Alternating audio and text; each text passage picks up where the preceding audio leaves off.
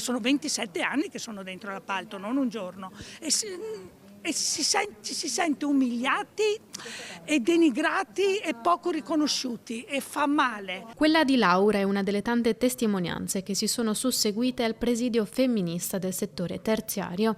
Parità salariale, parità di genere, congedo parentale ugualitario, rispetto delle tempistiche lavorative e rispetto dei diritti nel lavoro.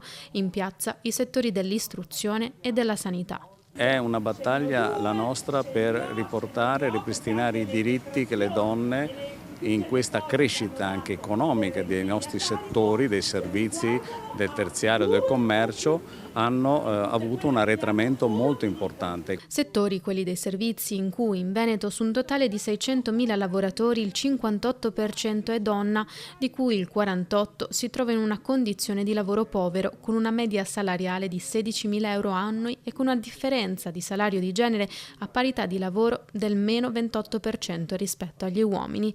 Il part-time, spesso involontario, rappresenta il 36% dei contratti nel commercio, il 62% nei servizi e il 51% nel turismo. Il gap salariale non dipende dai contratti, ma dipende dal ruolo che le donne hanno all'interno delle aziende. Non sono mai ai vertici apicali. Sono peggiorate le condizioni di vivibilità del lavoro e quindi è evidente che non è solo una questione salariale, anche se è importante, è anche una questione di creare condizioni negli ambienti di lavoro degne ovviamente di quello che sono l'applicazione delle norme. L'agitazione in occasione della Giornata Internazionale della Donna anche per parlare di violenza di genere ed educazione sessuaffettiva.